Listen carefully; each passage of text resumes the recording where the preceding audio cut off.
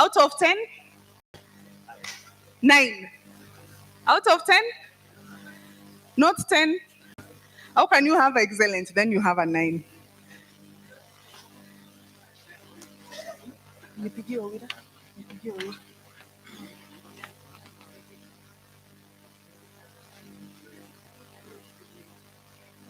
We agreed in the morning you get to know your neighbor.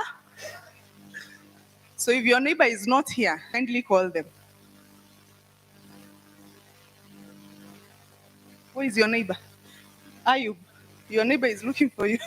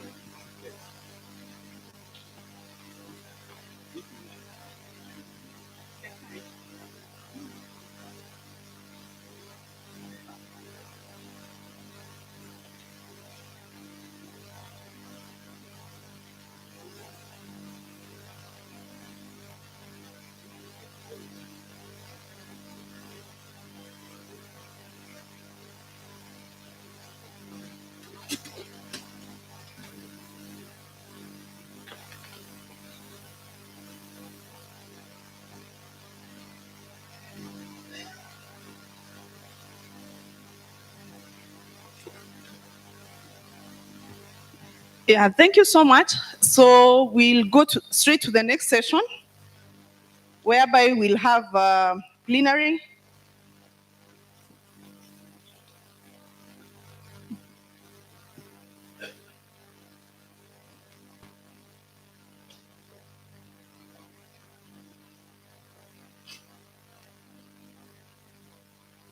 And I'm going to welcome Mr. Were to take us through. Thank you. Good afternoon. Habari zenu. Yeah, so welcome to the afternoon session. If you look at the program, this is the opportunity now for the members of the board, particularly the chair or the representatives of the chair, to interact now with SASRA, as it were. I think we have got our CEO, we have got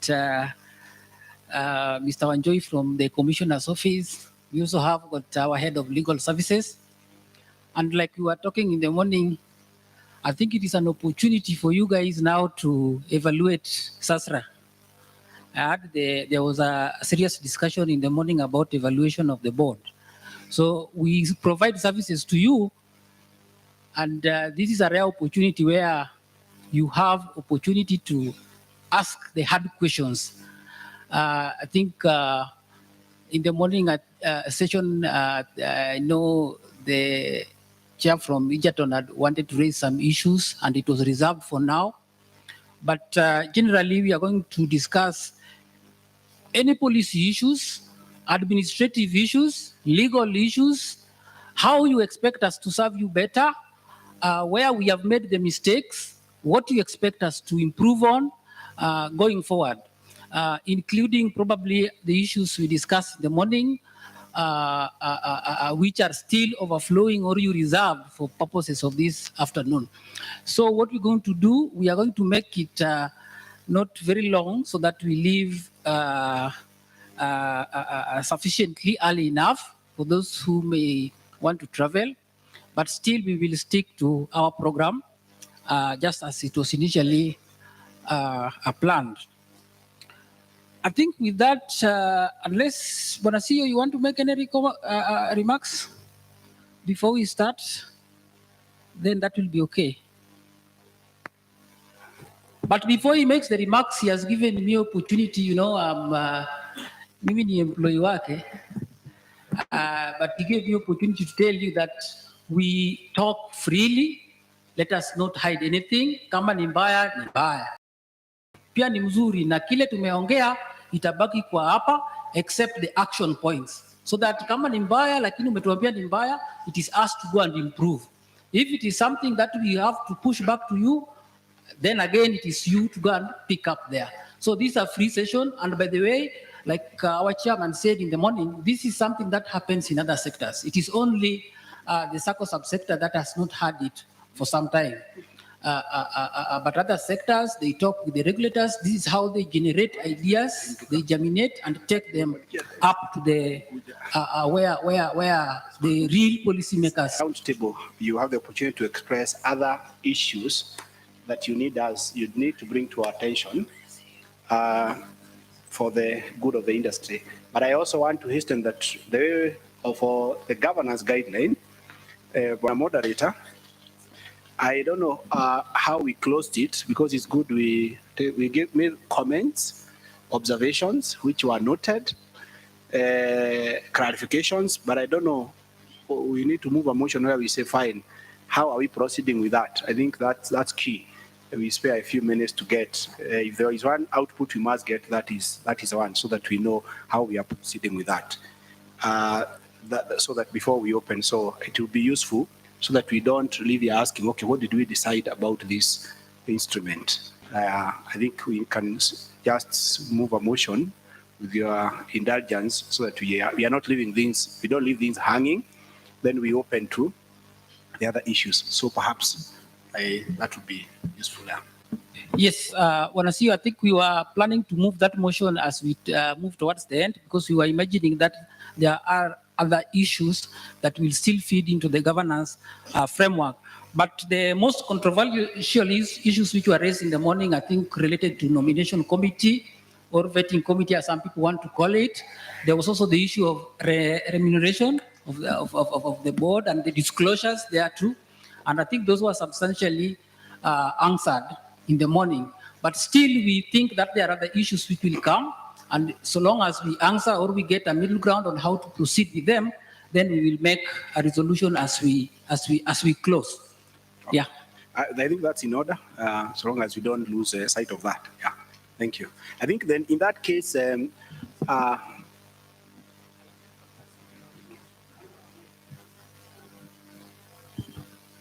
think, yeah. Mr. Chair. Yes. Is that motion is moved, we discuss it. And the vote on it. The yes. context, the discussion now is shaped in the same motion, isn't it? I think, yeah, you're right. I think the observation my colleague made is that there are issues that could come that will feed into it one way or the other, because we may not have captured everything. That's why I do not have a problem with that. But if there is a contrary opinion, we can move a motion to close that with your indulgence. That's why I brought it up, so that we don't want to leave hanging. So is there a different opinion from there? Then we close it, yeah, so that we...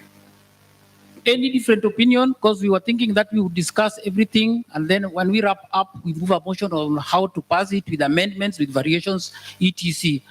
And of course, that is in cognizance that we are not necessarily in a parliamentary session. We are in a consultation or a consultative framework, where we are also conscious that your view may not really agree with that, but we can get a middle ground. So unless somebody has got a different opinion, we can do that and save on time, because these are procedural issues, and we go to the substance. Thank you very much, the panel and the board member. Now I would suggest, because the issues we are going to discuss here, most of them came from where we were. So it's good to wind them up by discussion. And now you can maybe, PN, you can allow those extras which were not in the governance, so that, because they are also related with the governance, but they also affect, so that when we start wrapping, we address everything together. That's what I thought we would do. Instead of closing, we start again, we start from nowhere. Thank you.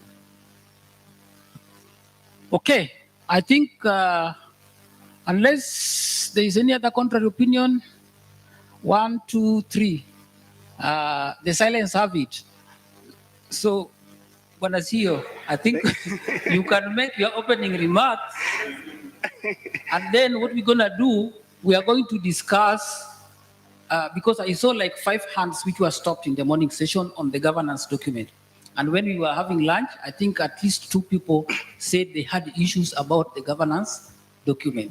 So it will be not good to block them out. So what we can do, let us discuss everything together. Our rapporteurs are here. If it fits into the governance framework, we will note it, how it's addressed, and then we will get a way forward on it. If it is not relating to governance, then we will also pick it up like we picked with the CEOs, and then isolate it for purposes of an action point. I think that will make a lot of sense and save us time on these procedural matters. Fine? Great. Okay, thank you. I think by and large, I would not want to delve too much because we had set the foundation for this. But I think to emphasize why we were thinking that as chairpersons, we have a session with you. You know, you are the, you head the most important arm that shapes not just strategy, but the policy direction of the institution. And therefore, through this, you'll be able to, one, beyond the governance, there are other issues that are significant, you consider significant, so that we're able to take them. Like I said, we are doing a strategic plan, for the next cycle 2023. There are issues that you think we ought to do for the development of the industry, stability of the industry, and to make the environment more conducive for you. This opportunity, and I think the bit is top of your mind, kind of discussions, because when you give the idea, another person might speak and reach. So that's one. Then we are able to feed issues that we need to feed into our plan period. Policy issues, as you know, the cycle for government in terms of policy making, by March, you usually give budget memoranda. Usually that's when if you want any policy interventions, you'll use that cycle. It's a money bill. Otherwise, if it's miscellaneous, that can be handled. But for us, it's not to determine whether it's miscellaneous or money bill, but usually we push through the money bill. But it provides an opportunity to get from you areas of policy regulatory interventions, all other non-regulatory interventions. We have the opportunity. We also invited Commissioner's Office because they're also working as a policy. They are the policy maker. We still take issues to them. And therefore, being here, they'll hear for yourselves. So any matters of governance and general good of the industry that Commissioner's Office may pick up, he sits in our board. That's why he sent his office represented here. So that's the kind of forum. But we are very, very Sacco specific because we have a mandate to make the Sacco industry stronger, more efficient, and inclusive. So let's keep our eye on that so that we don't bring issues of other non-Sacco, other cooperatives and lose sight of why we are here. And I think that would be my opening remarks. Our desire is, and our strong conviction is, I think where we are going next, we need a collective approach as leadership of the Sacco industry, because nobody will discuss the things we are discussing here if they are not affected by them.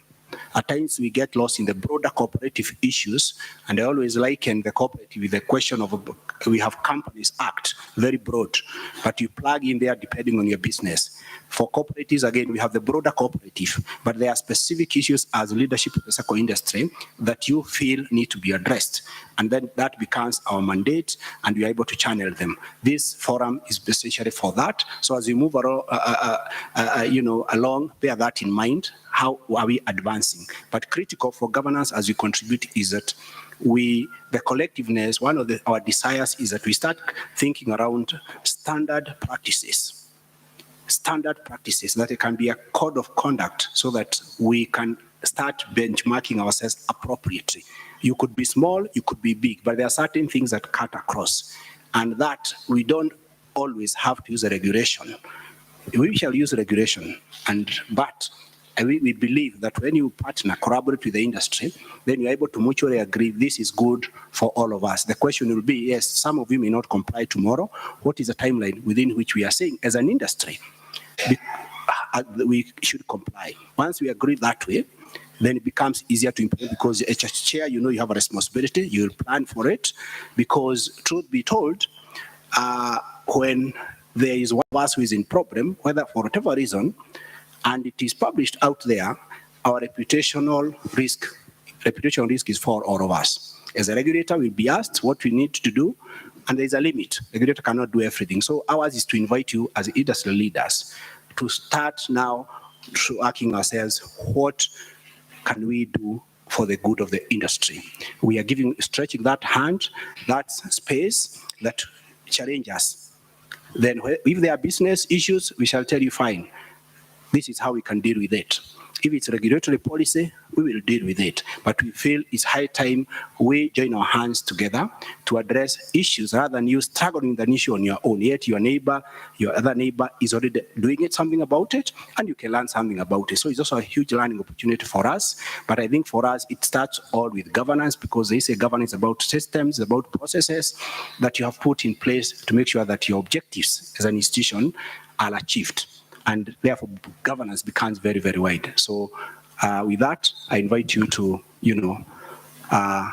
now come in and make your contributions. Thank you. Thank you for those remarks, Bwana CEO. So I think I'm coming back to the plenary. I know there are hands up, but I'm going to give the chair from Egerton first, because he addressed his issue in the morning, but we didn't pick it up. Then now we'll come back to the lottery, where we will do, yes, can you give him? Yes. We will take like 5 questions or 6, 6 questions.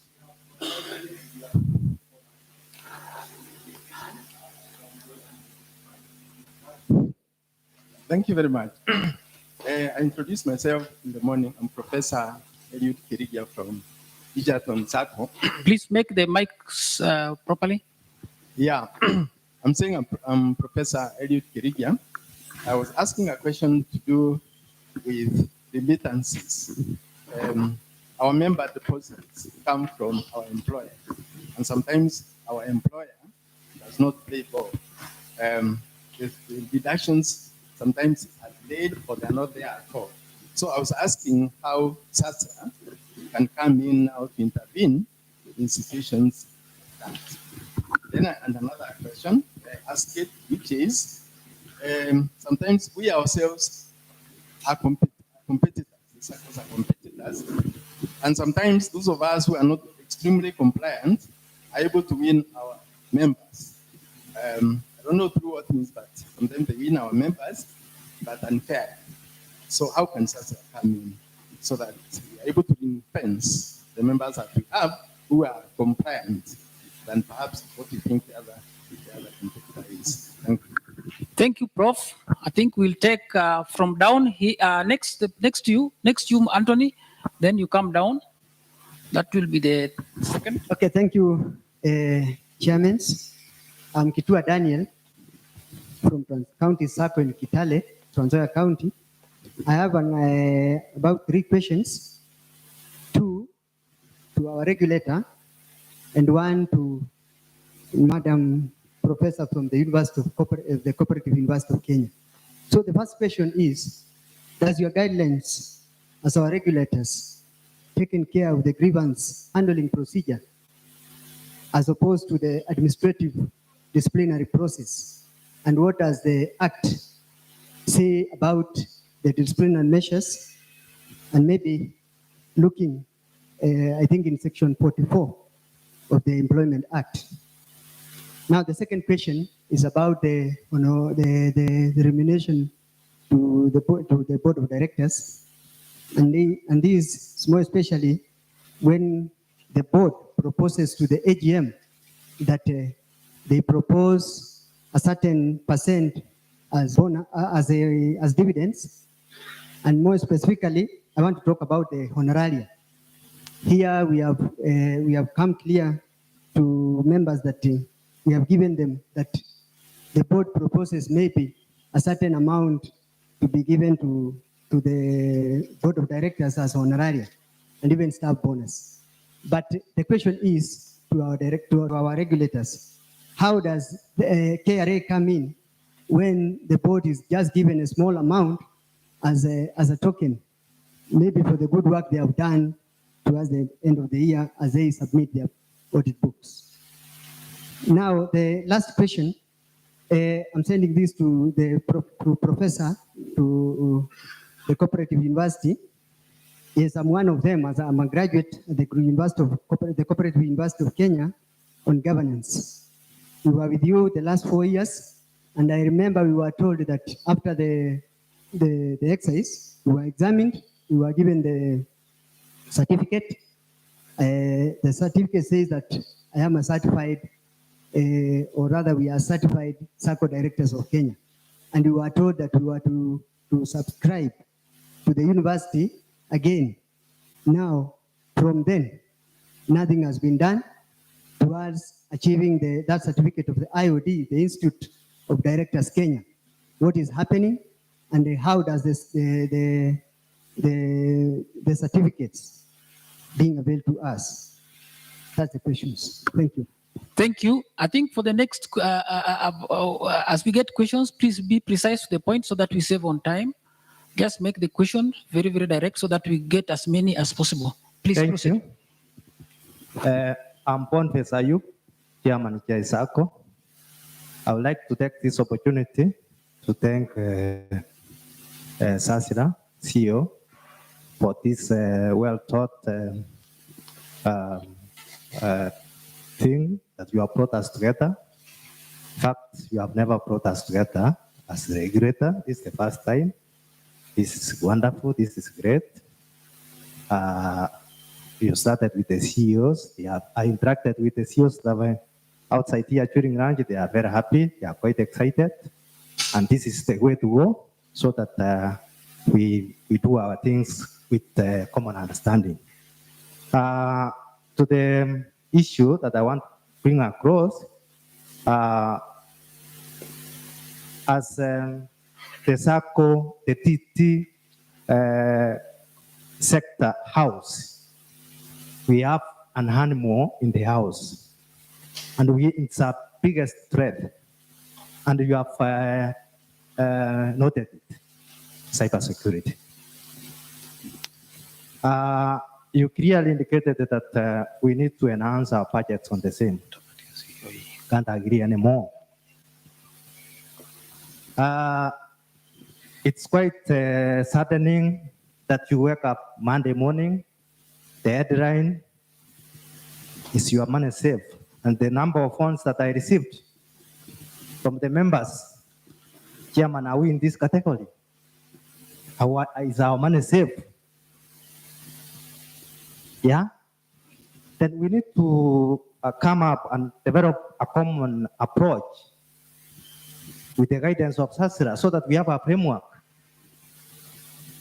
a well thought out framework, a well researched framework. For now, because we can't just talk that let's have this, cybersecurity. When we face an animal collectively as a team, rather than fighting single-handedly, I think we'll become more victorious when we confront it jointly as a team. I think, Sasra, you need to go out of your way and see how it is, because this is not peculiar to Kenya. It's also happening in other jurisdictions, so that you know what is happening there, so that we can pour a leaf, if necessary, if need be, so that we can confront this animal that is putting us at a risk of losing our members, our image, and all that we have. So that that's my concern, and I think the more we look at it, we dedicate our time and resources into it, the better for us. Thank you. Asante sana, mwenyekiti. I can see, can we give a lady? There's a lady back. I will look up and get you, don't worry. Yeah, don't worry. Please, shortest time possible. Okay, thank you, MC. My name is Caroline Gekonyo. I'm the chairperson of Dinkes DT Sacco. I'll be very brief. I have two clarifications I would like, and then a recommendation. First, this is to the CEO of SASRA. When you are addressing us in the morning, you say that you are not defining the qualifications of the directors. So in principle number 8, it talks of the committees of the board. It says one member of the audit committee possess financial knowledge, meaning that he or she has the necessary qualification in financial management or accounting. I would like a clarification of the same, because we can find in our boards we don't have somebody with those qualifications. Another thing which was raised in the morning is the issue of the chair not being part of any member of the committees. And there was a question which was asked, and I don't think it was answered. How is the chair going now to be interacting with the Sacco? If the chair is only going to be there for the board, how are you going to be interacting with the Sacco? This one should be very, very clear. Now with the recommendation, I want to go back to the issue of board compensation and remuneration, because I feel this is something that we really have to address and come to a consensus. You should take into consideration that in the Sacco sector, it is very diverse. We have what used to be called the urban Saccos and the rural Saccos. And I can tell you, I can concur with the chair who spoke this morning, that if we take the issue of reporting, that the way you are saying that we should disclose the remunerations for each member to the AGM, and also during the budget, that the members should pass the board compensation or remuneration. Let me tell you, especially in the rural setting, if you take that in an AGM, it can take 3/4 of the time in that AGM. And in most cases, it will not see the light of the day. That one, I can assure you of that. And if you take it there now for the budget to pass, I can tell you, even if it can, you say that it will be very difficult, maybe for the first or the second year. But let me tell you, even in the third year, it will be still an issue. So when you are explaining to us why you want it to be done that way, you said you want the issue of transparency. And transparency can be achieved in other ways than creating chaos in the AGMs. First, I would like to recommend this. You leave the board to be passing the remunerations the way they were doing it, but then each Sacco should have a compensation policy which should be given to SASRA.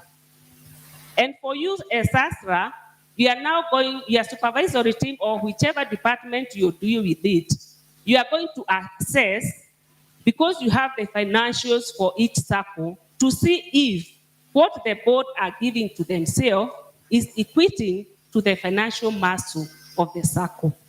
That is my recommendation. But we leave taking that to the members. Thank you. Yeah. Thank you. Okay, thank you. Thank you. So let's others also ask. But as you ask question about that, remember what our representative from the Commissioner's office talked about, the National Cooperative Policy and the Draft Cooperative Bill. Those items that we talk about, remember they are there. We were consulted fully, and the position of the industry is already anchored there, from nomination committee, board remuneration, and how they should be done. I think all that were incorporated in that policy and the bill, which now gives us the vision of the country where we should go to. In fact, this policy is just laying the framework of what is actually going to happen. So you need to take into consideration what has already taken place, the entire sector, and people have agreed upon. Please proceed. The gentleman there at the up was saying that watu wa nyumba hawapatikani na, yeah. Thank you. Yes. Mine is to, first, may I appreciate SASRA team led by your CEO for work well done. That's a lot of effort going into creating some of the documents we're interacting with. My first question, I'll be of the opinion that maybe SASRA can consider looking at those areas of major non-compliances or maybe gaps, and maybe develop simple, direct manuals or guides that we can apply on, so that we can mitigate on a lot of non-compliances. If possible, you can be guided by a very precise quantitative measurable element to guide the board whenever we are making decisions. I just want to give an example of what you have already guided, that maximum number of committee meetings, you have put the ceiling at 12. I'm using that as an example.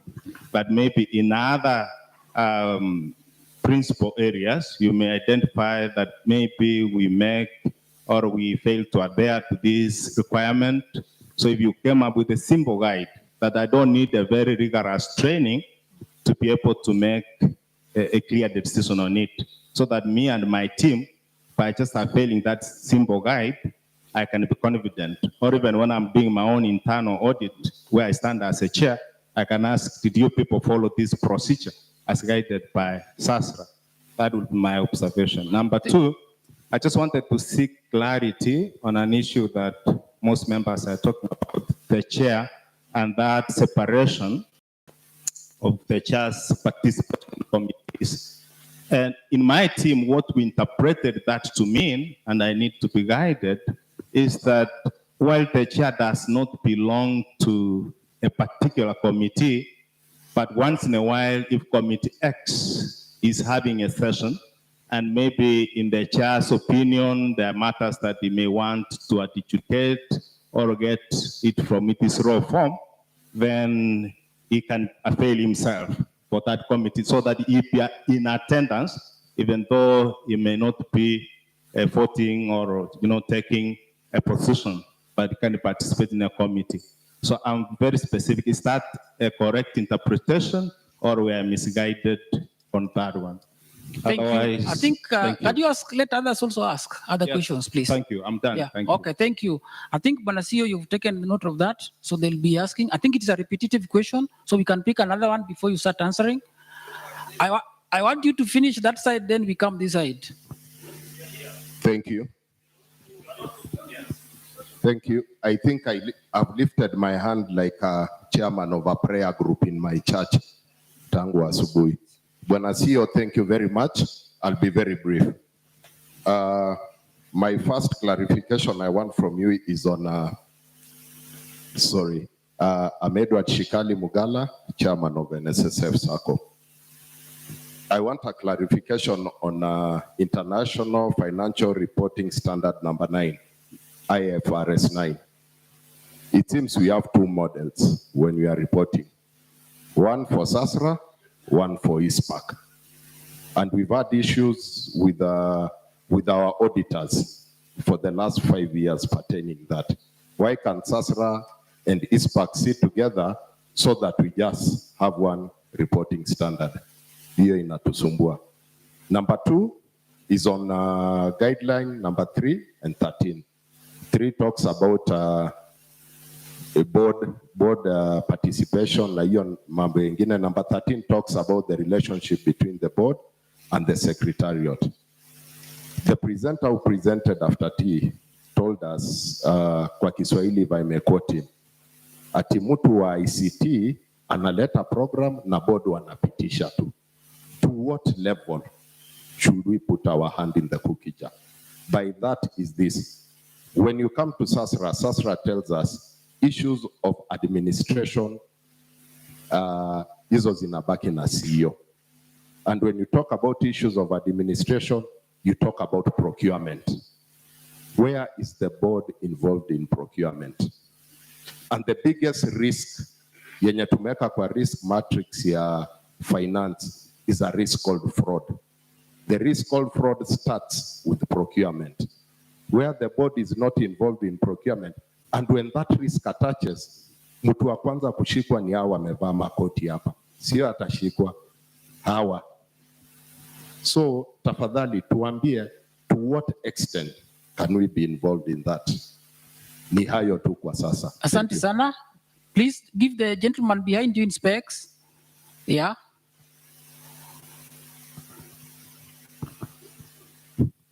Yeah, good afternoon. Thanks, CEO. My name is Moirey Poet from Mafaka Sacco. I have two comments. One is a question and one is a comment. One is on the regulation, on the governance. You have touched, in the appendix, you have touched the duties of various committees. And in one area you have done there, you have enumerated the duties of supervisory committee, which you have said supervisory committee is ABCD, and you have also given the don't do's for the supervisory committee.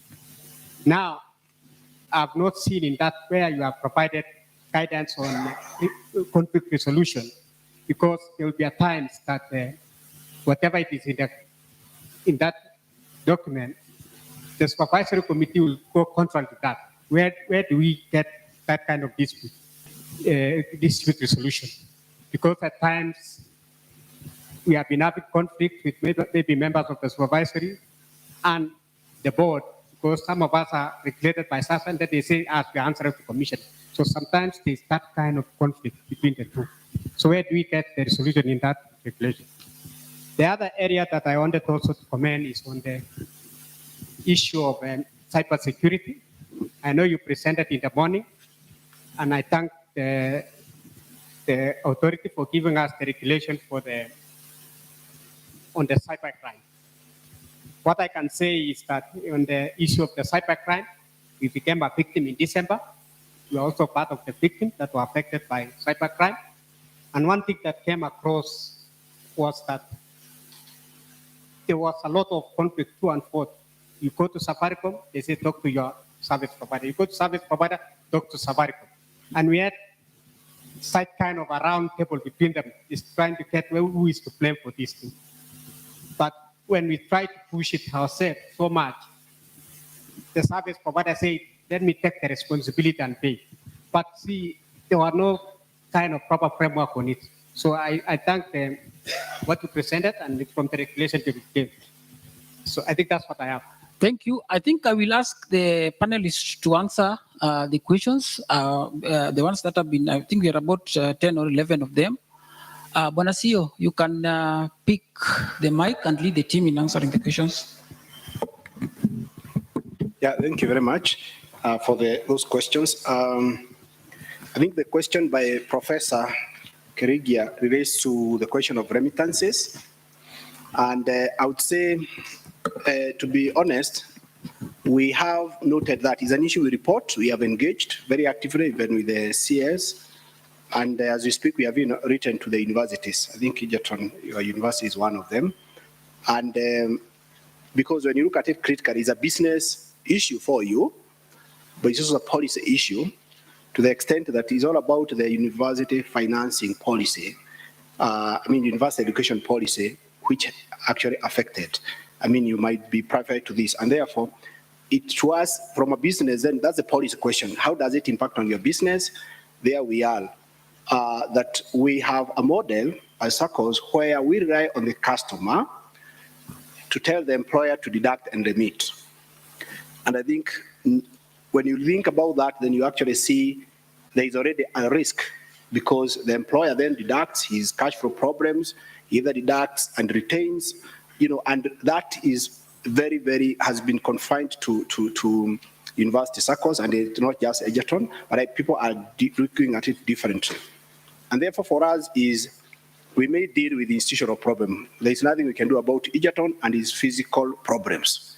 I think we have written to them and all that. There is very little we can do. They have tried to give orders. You can speak about that issue, but it's a broad issue that we realize has become very systemic. But when we unpack, what we are noting is that there are also institutional problems where you as a Sacco, from a business strategy perspective, what is it we do? Because the policy issue about university may not have much influence. But as a business, there is something you can do, even as you look at policy proposals, because as you speak, there is a proposal you give to the ministry, how to, tighten regulatory-wise. But even then, I know, Professor, you've been in academia, there is a level to which your employer, you cannot push him around. And that is where you are looking for external. But when then you find the university 1, 2, 3 are in that kind of situation because of a decision at the Ministry of Education, that level, then you find yourself as a Sacco, your member has given instruction to the university to deduct 10,000 remit to my Sacco. Then the university has no money. Some of them have even told us now they are paying Kenya revenue because they have not remitted pay for years. Once we finish with this, we shall now prioritize Sacco. Meanwhile, how from a business strategy, therefore as an institution, what are you doing? We are seeing responses diverse where now as a member, no loan for you unless you come to the FOSA.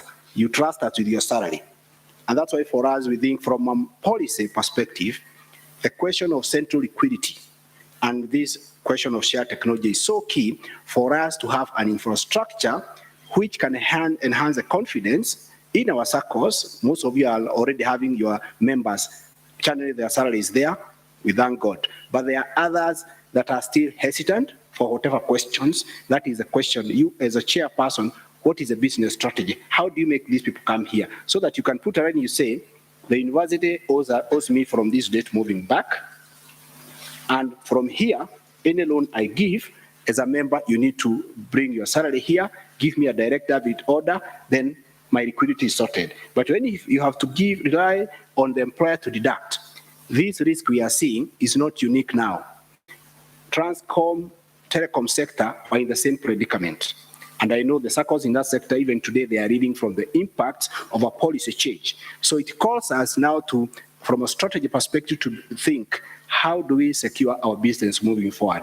Because the conversation and what is coming about university Saccos is indeed, because it's not just Egerton, Mr. Professor is asking on behalf of even others who the impact could be vary. But I think what we are noting is that from a business strategy, requiring members to bank with your Sacco is giving part of the solution from giving loans moving forward or direct, so that they have a relationship with you direct, not this relationship through the employer. And that speaks to all of us. Most of us, let me use the case of TSC. You have, like my colleague said, a lot of your members are TSC members, so you get a payroll deduction every month. But on the other hand, you have 70% of your members who are in business, private companies, and the like. As they say, ukiona chako cha mwenzako chanyolewa, tia chako ma. That risk should worry all of us, because if you have 70% and members, then you are likely to face this problem where you have a problem of repayment of your loans and liquidity. How secure? Because Kenyan Sacco industry, our strength has been actually, if you look at 70% of the 800 billion is employer-based Saccos, because the employer has been gracious enough, is protected by the law to deduct and remit. But if there was any change in government policy, like it has happened in UK, in South Africa, we will be in a very, very huge crisis. Because the moment you tell me to take my money, then I decide how to do it with my Sacco, that discipline, we've not been used to it. So the question is being asked is a serious one. It has a policy and a business strategy. And the only solution for us from a business strategy is that when you have control of your member. Today, partly you don't have control of their cash flow. But if the member, the contractual relationship and business is that he or she channels the money at the Sacco, because we have the payment infrastructure, they enjoy the confidence, they trust us, the trust level is high, some of these issues will decline significantly. And it will not just stop at the salary. It means if I have a side hustle, I can trust my institution. And thanks to some of you, even if you have sponsored people for business, they bring that money here. We need to get that to level where we are, kind of determining all the business from a member, because we are the ones who have helped them to build those businesses. And we must reach that sharing. The question is, what do we do so that this is not an institutional problem? It is an industry problem. We must acknowledge that we must craft our future now. The far we have gotten, thank God, government has been very gracious. Those with the county government now, they also have suffered a lot of challenges in that area. But we need to collectively now think, how do we address some of these challenges? Because it could be today, it was telecom sector, transcom, transport and communications. Now we are seeing university Saccos have been impacted by policy issues, such that the business is seriously put in distress. Now, we don't know which other sector this will affect, and those are issues. And I would say There is a wave in government, some of the departments and the like, to go for contract employment. We are seeing government engaging in turns. What does that mean for us? So this is a question, some of the systemic questions. And for us, the proposition is that the structural and policy intervention, we need the Sacco, what you call central liquidity facility. That is equivalent in quotes of central bank for Saccos. That is the vision, so that this special purpose vehicle aggregates all our payments. We don't have to rely on our competitors. Okay, that is what, for developed markets, that works. So but we have to make a resolve, and there's a lot of work on that regard. We have a legal and policy framework, and that is a vision, and there's a lot of work still to be done, because that means that you have good control of your members, and if they don't sign up with your Sacco Direct, then you can't give a loan. But right now, Prof, I will not tell you there's a solution right now about the situation. Your CEO has briefed us on it, what is happening. We empathize with you. We have written to the university. There's conversation you're having, but I think you can actually unpack the historical ones. You see, this problem started then moving forward, how do we cure? Sadly, some of the universities, we are told they pay 50% of the salary because they don't have calcium. Now, what will the regulator do? So those are the realities that we are facing. And I think these are the conversations, weighty conversations. Some problems are weighty, and I hear you, Prof, is a serious one. But I think for me, is for all of us to think this situation could play itself in future in a different way. But it puts a risk. It challenges us to how do we cement the relationship with our members. Stop over-relying on the employer, the goodwill employer. That's actually the crux of the matter. So, sorry, Prof, we may not have a direct answer, but I think it's a policy issue, a business strategy, and a business strategy I've explained. Protective policies, what I hear, the issue of competition, very good question. I think what you're raising is an issue that you have institutions in the market that are not so strong, and others are very strong, and that is the nature of competitive markets. Your strategies, and all that, but it becomes even bad when an institution, like say Prof, there are all other exogenous factors. So you may have the strategy, but the other external factors make it impossible. That's the side. But we cannot, there are no protective policies we can put. Okay, if I got you right, because it's not easy for us to say, yes, our member has been raided by other Saccos which are strong and all that. I think it's also the other Saccos, are we doing ethical business practices? Because some of you have come and told us this Sacco is demarketing my Sacco by saying we are paying better dividends, so come to us, or you alone wait for a month, in our place you'll get it 24 hours. Okay, that kind of marketing is really not ethical. But I think at the end of it, it is to ask ourselves that are we happy when the Sacco is collapsing, the neighboring Sacco is in trouble?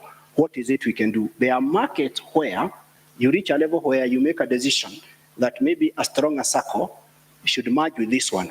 Business solution, because you have assessed yourself as a board, you have said, this problem we are in is very, very deep. It will take us another 10 years based on our strategy, but if perhaps we amalgamate with a stronger Sacco that has a muscle, then there can be efficiencies, and we can be able to actually have our members continue accessing services. Rather than allowing yourself, you can see the competition is actually very stiff on you, you will not be protected. Our policies, right now, you cannot be protected. Members will vote with their legs, walk to where they can be assisted. And therefore, that's some of the issues we are finding, that the large Saccos are actually hitting the smaller Saccos really big, but that is where we think outside the box. If it cannot work, what you have to communicate that to the members, that really these are the options. If you are to weather this storm, this is what it means. Are you willing to put money? Are you willing to work with us? If not, these are the options, so that you remove yourself from the business. You say it's about the members. How do we then ensure we get a solution?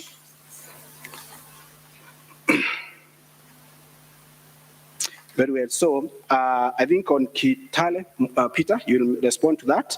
That's the issue of grievance handling, dispute resolution mechanisms. I hope you noted that. And also the issue of taxation of honoraria, staff bonus, and the like. So I think my answer was long, yes, because we understand the problem is deep, but I think the others will try to keep it short and just to underscore why we should think collectively. Yeah. Thank you, Bonasio. I'll be quick and brief. Yes, you've handled this case where there is what I can call cannibalism, where some of the Saccos are competing for your members. Again, that came from you. And from a regulator's perspective, you might not be happy with the response, because to us, that's a good thing. Because the members, there is a reason why members leave. You'll agree with me that the Sacco services are basically homogeneous. What differentiates my service from a Sacco A to a Sacco B is how I provide it.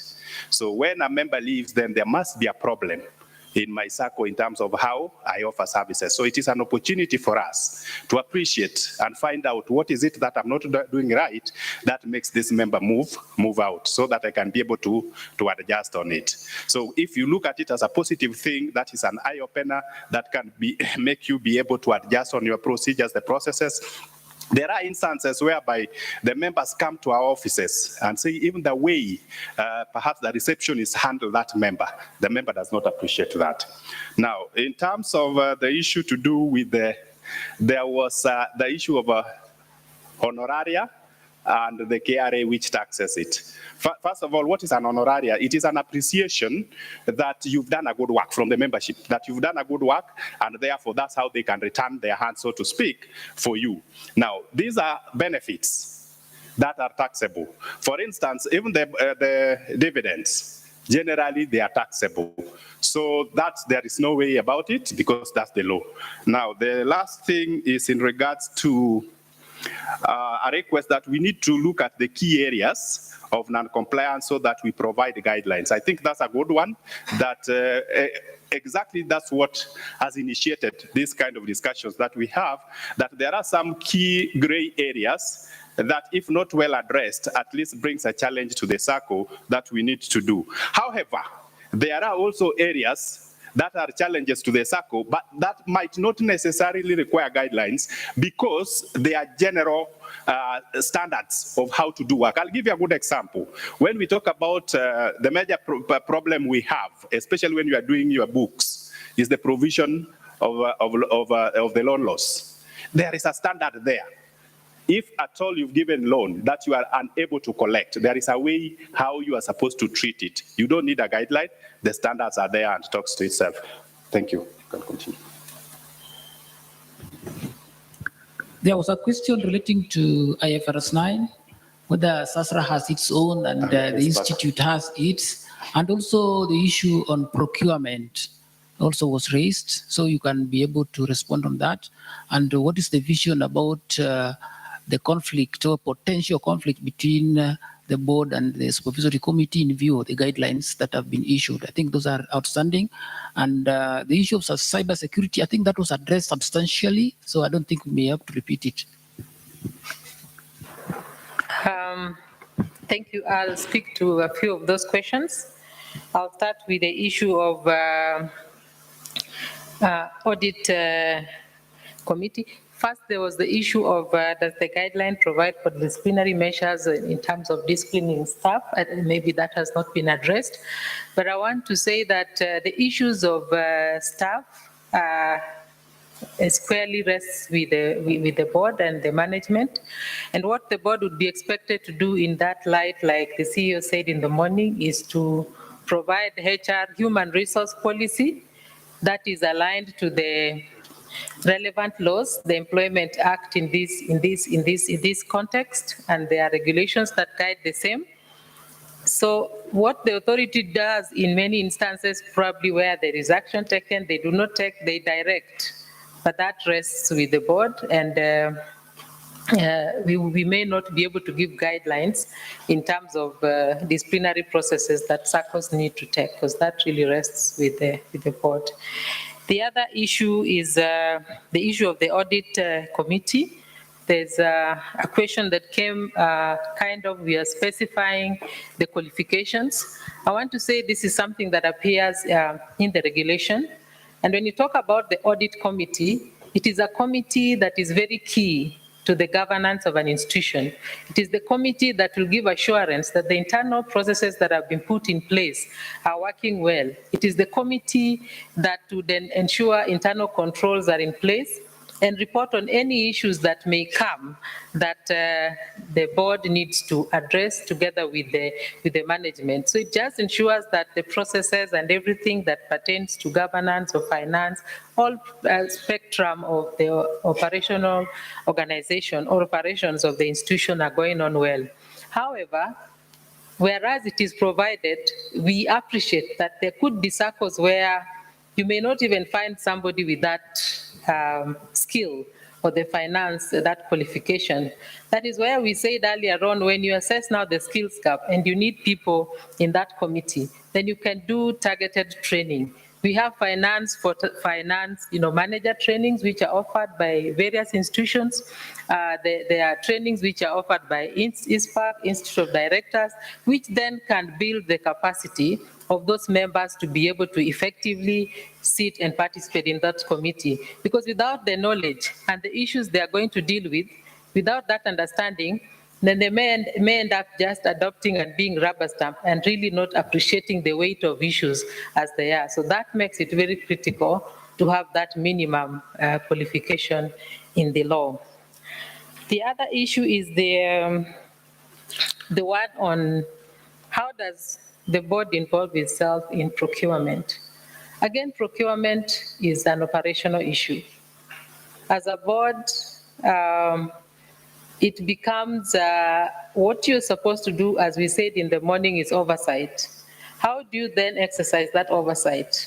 One of the key components, yes, the budget is approved by the AGM, but this budget is prepared by the management and approved by the board before its presentation to the AGM, where the board now satisfies themselves that what we are presenting to the AGM to approve will satisfy or will be able to finance the strategic or the activities that we've set for the institution, then that is one of the ways how the board then comes in. The other issue which then the board can do is, as an institution, you need to have a procurement plan. These are the strategies or these are the activities that we have set out to do or undertake within this financial year. How do we undertake them? What are the ones that will require any procurement to be undertaken, whether major procurement or small procurement, and even the procurement plan should go ahead and even say what mode of procurement process are we going to use to be able to acquire the items or services, as it were. So again, the board will come in terms of approval of the procurement plan. And it does not end there, because remember we said the board is an oversight body. How do you ensure that what you set out to do at the beginning of the year is then done? Then again, it behoves on the management to prepare quarterly reports to be able to update the board. This is where we started. Within this quarter, this is what we've been able to achieve. This is what we've not been able to achieve. These are the reasons, and this is how we will mitigate the issues going forward. So that way, the board is kept in the know, and you remain an oversight, not an operational organ of the institution. I think those are the ones I'll speak to, the rest I'll leave to the CEO and the commissioner's representative. Thank you. On the issue of procurement, the general government direction on this is that procurement is a management function and is not a board function. This is evidenced by these in state corporations. The government, the Ministry of Cooperative, by then, sometimes back, attempted to enforce the same through public officers and made this act that the cooperative should adopt the Public Procurement and Disposal Act. But this one, unfortunately, was drawn out by the court process. But despite that, the best management practices demand that the board provide adequate budget, provide a procurement policy, approve a procurement plan, and then provide an oversight over the process. But they themselves should not be involved in the process. I think lastly, the issue of the IFRS 9 and the differences. I'll confirm that whatever communication you see, we discussed with ISPAC, and our position is very clear. IFRS gives you as a board to make a judgment as to how you classify impaired assets and the like. But as an industry, we need to compare apple with apple. And that's why we have said, first and foremost, you make sure that the regulation 42, which came in 2010, is a minimum. But when you do the two and you find that there are difference, there is a way, and that is applied across the banking sector, then if IFRS provides for more, IFRS 9 provides for more reserving, we are okay with that. If the board wants to reserve more, you know how to, you have accountants will tell you how to take care of that. It's more reserves you are keeping. But according to the regulations, you are over-providing. And to satisfy IFRS 9, there's a way you book that in your equity statement of equity account. But for us to be able to compare Sacco A with Sacco B, then we cannot have a situation where you're using an IFRS 9 model developed by this audit firm, this one. So you can't compare, and you'll not be able to compare. Yet you want to report on the quality of loans across the Sacco based on a regulatory standard. So that is the position, and I think we just need to educate and perhaps clarity. If the auditors are having problem, let them write to us. We have had tripartite meetings ourselves, the auditor and the Sacco, to actually get an understanding. But I think that the philosophy is, yes, we must have a standard, because IFRS 9 leaves you with the discretion and some models, which your model may not necessarily be the model that another Sacco uses. So really that's about standardization, it's about uniformity in how we treat classification of loans and provision.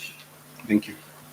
Thank you, Bwana CEO. And there is a circular to that effect. So I think our CEOs in our respective Saccos can avail to you that circular. Preston, now we going to deal with this side of the aisle. So you can start from up, then you come down. We'll take about 10 questions. And please go to the question directly so that we save on time, please. Thank you, Bwana moderator. That is the MC. I'm now speaking as a chairman, assistant chairman. If the moderator was running an AGM, I think it would be in chaos because of poor balancing. The first moderator, you did it well. If you are chairman, in an AGM, you could carry the day. I'm talking now like a member of a Sacco. In this case, my name is Director Kennedy Care. COG, that's Champion of Governance, Chairman Invest and Grow, formerly Kakamega Teachers. Mine is one, and a very serious one. Bwana CEO, it is touching where it is alleged that chairmen sit on committees. I think from where you sit, that one should get out, because we don't sit on committees. We sit on our committee. Saccos, the Sacco model, you know it very well with your experience. And let it not be culminated that chairman sits on committees. If it is there, run to that Sacco immediately and stop that habit. A chairman of a Sacco is entitled to sit on one main committee we call Finance and Admin. Formerly, it used to be Executive Committee.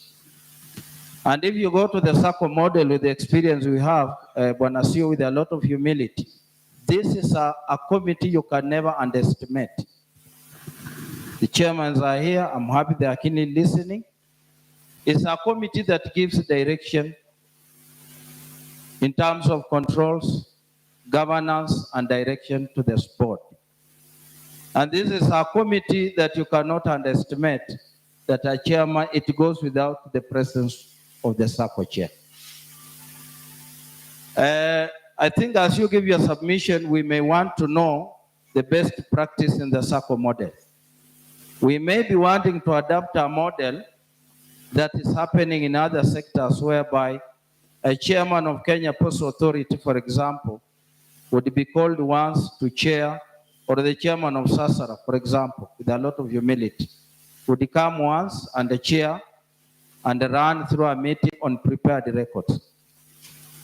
My brother CEO, the Sacco model we have, it is like homegrown. And remember, the CEOs we employ don't like experienced chairmen like this one speaking here today. They would do everything to ensure that there is a lot of stability in the Sacco so that other freshers come on board, and this is what lets some Saccos go under. Bwana CEO, look at this scenario whereby my junior would make to chair that meeting, who is the treasurer or the vice chairman in this case. They discuss on some crucial matters where the chairman comes in at that early hour to moderate through the guidance of the CEO.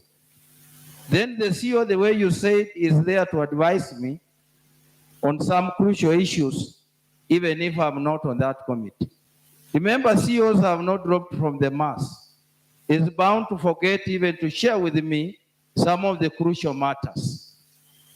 Then it happens that I meet that crucial matter in terms of resolutions made at the board level, where it needs me to come and give direction, as usual, the role of a chairman.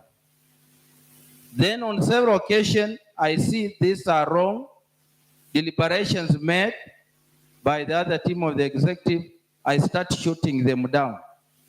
Because under checks and balances, the button stops at me. How would you think they would feel? The chairman is underrating us. We put our deliberations or resolutions with the merit of the CEO. It reaches at the board level. It needs his input. He has continuously shut down. Shall we have peace and harmony in that circle? You will come in as Sasra to do firefighting. That would be now, Bwana CEO, what we call telephone management. There are some areas where you must move with a lot of care. Saccos will collapse. The chairman who are seated here, what would make them manage those institutions may not be how many papers or degrees they have. And that's why we have even Saccos that are professionals. I may not mention with those titles, they are nowhere. But a Sacco like my Sacco, with the less papers I have, with the experience I have, the guidance I give at that finance and admin level is where it is. So this is something that must be looked at very, very keenly. And by the way, no one should say that when a chairman sits in finance and manages, he makes some deliberations that may lead to a Sacco not doing very well. It has been so, these leaders who are here, because of our positions at that level. So that is my submission. That's why I kept on carrying my hand, because I felt if I leave without saying it, I'll not have helped the movement. To add on that, you remember there was a move earlier in some fora in Mombasa, where also something was sneaking in. To be a chairman of the Sacco, you must have these papers. To be the treasurer of a Sacco, you must have these papers. Remember what the movement did in Mombasa. Those Mzee Oldman in Muranga, your father, Bwana CEO, who is the chairman or treasurer of that farmer Sacco, who may not be having the papers, and he has managed that Sacco far more than the educated we are seeing titles being mentioned. It was shut down by the movement. It had made the mover to be very unpopular. So under this, what do we want in the movement? Wewe ukiwa bibi unatafuta nini? Sura ama unatafuta jamii? You are Sasara, what are you looking for in Saccos? Look for sanity, growth, prosperity. But ukitaka tuingize hivi tundogondogo yenye tunachukua mahali ndio tulete tuseme we are streamlining. Because if it happens so like my Sacco, vitu ipite ikuja kwa bodi niseme nipeane hii walipitisha na CEO na the other executives, let it happen. Utapata a lot of issues within the Sacco movement. So that is my humble submission, ladies and gentlemen, and let us join hands to actually condemn this and guide the Sasra team through the CEO so that we look for growth in the Sacco movement, and Sacco will be there, and we shall be we shall be talking of improved economy and Sacco growth in this republic. Thank you. Thank you so much. You've talked for long because I didn't want the pandemonium to take place. Now you can give him. We are in this side before we go back the other side. We'll take about 10.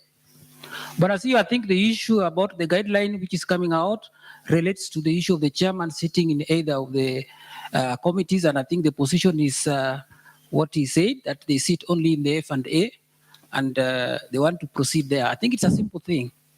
We just address it from that point. Yes, please proceed. Good evening, cooperators. Thank you, Sasra, the commissioner, and other facilitators for assembling us here today. My name is Peter Munaita. I'm the chairman of Nation Sacco.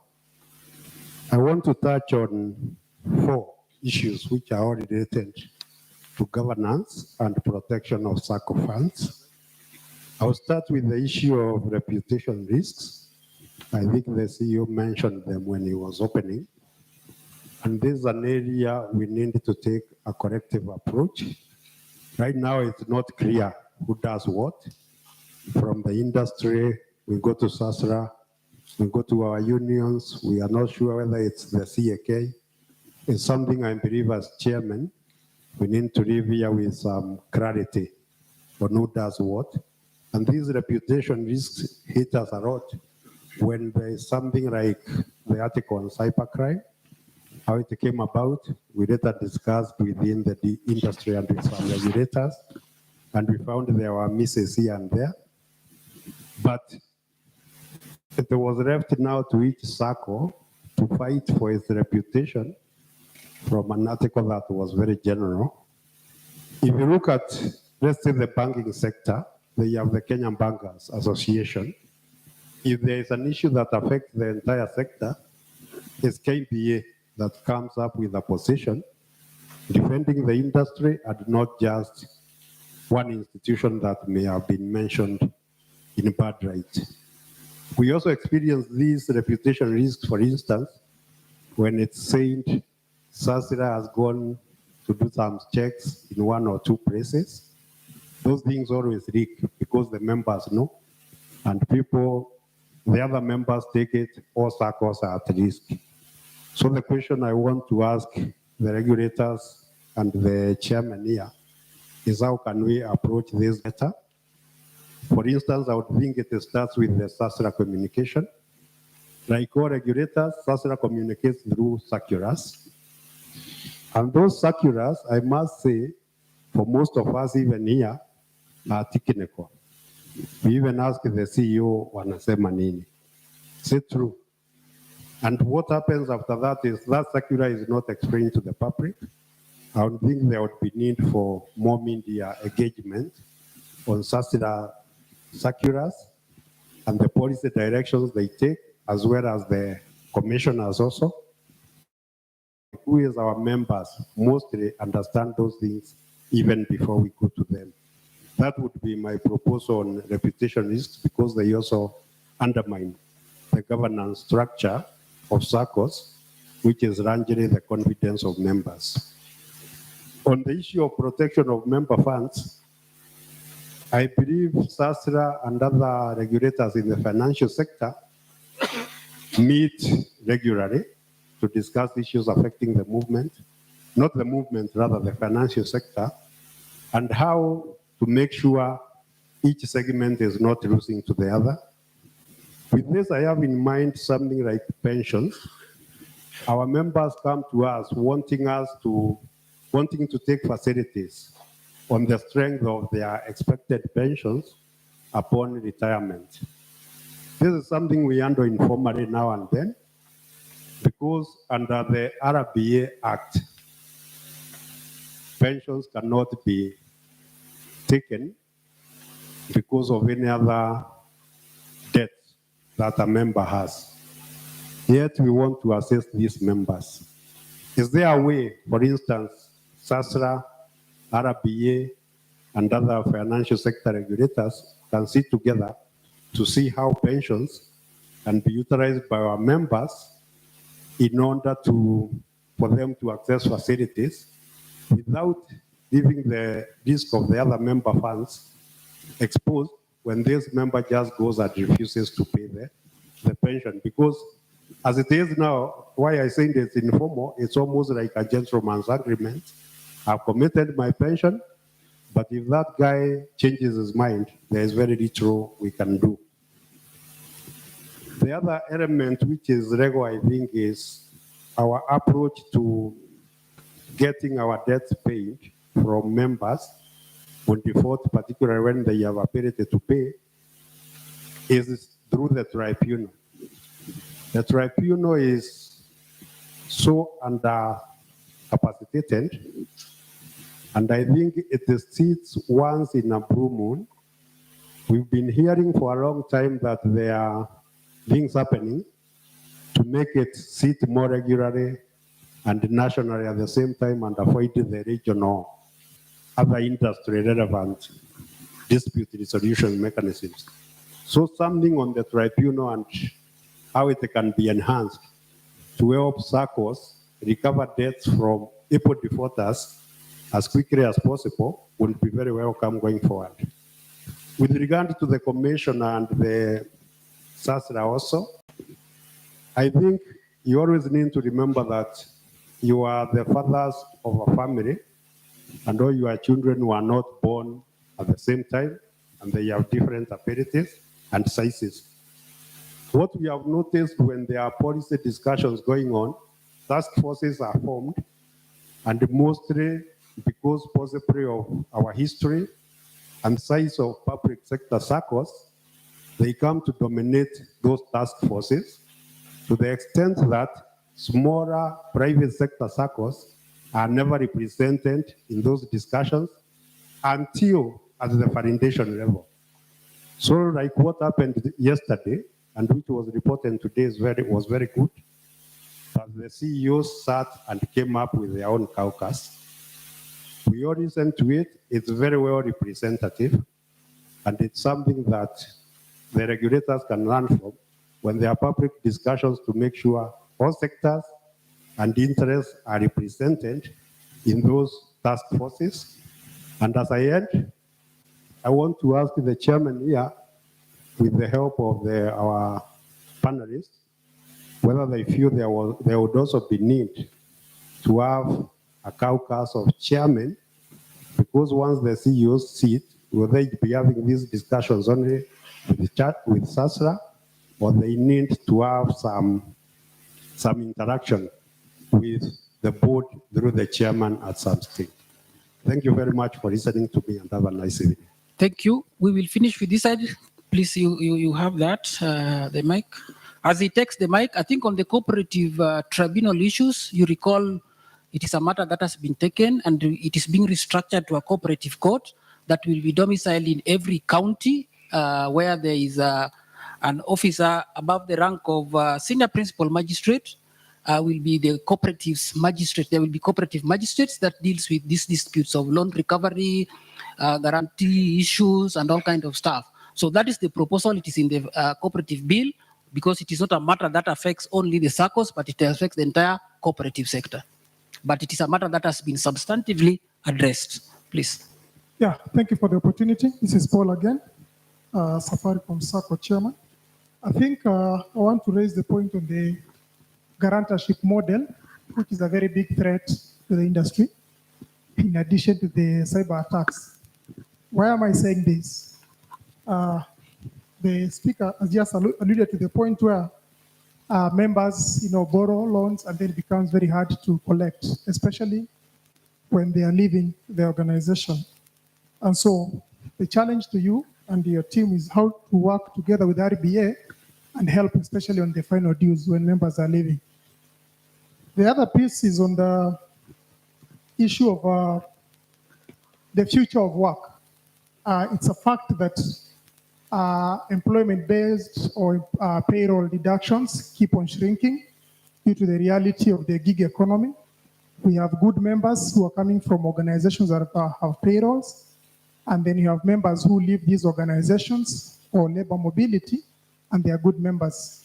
If I was to give my Sacco as an example, today, since we opened the bonds in Safaricom Sacco, 70% of the membership are individuals, and some of them are very good members, and then you have also defaulters who are coming from organizations that have payroll. And what is my point here? My point is to request SASRA if you can be the custodian of all the industry membership domain and be the custodian of that data, so that tomorrow when I leave Safaricom and I work for another organization,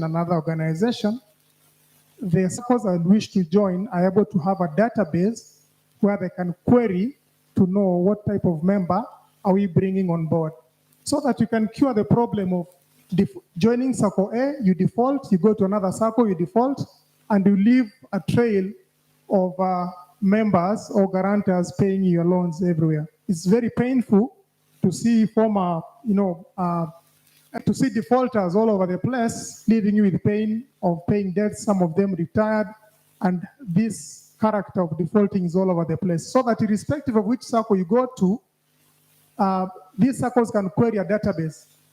And finally, I see an opportunity for SASRA.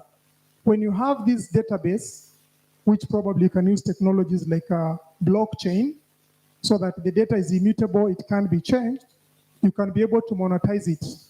So that any Sacco, when they query this database, they can pay something small, you generate revenue, and use that those revenues to maintain this database. As a result of that, then, you're going to have social behavior change, like what CRB has done with the banks. Today, any bank can give you credit because they have a history of your behavior. So if you can adopt the same model, we can be able to cure the guarantorship problem. Thank you very much for the opportunity. Thank you. Here, there's a gentleman here. We will finish with this row, then we go back to the side.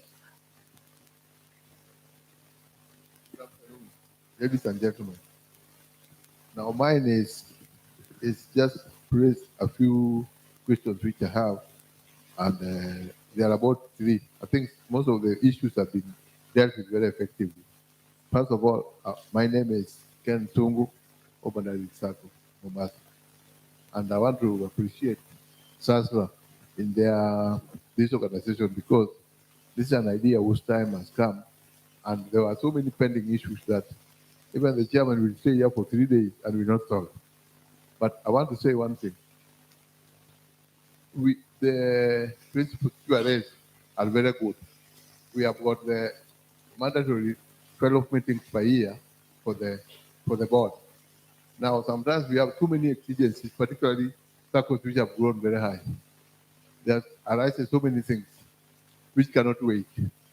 So if we tie ourselves sometimes, even if they are not getting any payment, because some of the work activities done by the board is not payable actually. We just do them because you have taken up the role. It could bring the service. So we have noted that the board is basically actually oversight. This is practiced more in corporate world, whereby the accountability is less. But Sacco model, the accountability of the board is like the worker, whereby you are the one now doing the operation. Yet, the role they are playing is within only the board meetings and policies. So we should look at more in terms of who should account. Because now, for instance, the people in operation go and do something that prejudice good governance. The board member is working somewhere else. Then when anything arises, you should actually answer first. So yours will be like to say, if you want to accuse somebody else, you just accuse now the staff. So it's not excusing you, but it's like saying, I'm going down, but let me go down with this person. So I think there should be a better way of making, so that because otherwise, you are now involving the board in the management. Many Saccos, even credit, is now left to staff totally. But majority of us here still have board who, after the staff have done their part, will now go to check and sign. So it becomes tricky. I think we should grow. When we grow, we grow. And say, how is the accountability? It should be shifting slowly to do the doers of the work. Thank you. The other thing I wanted to ask is about, SASA is a regulatory authority with powers to prosecute. That is why DCI has been seconded. But today in Kenya, you find SASA can do their ground inspection. Then the next day there's DCI.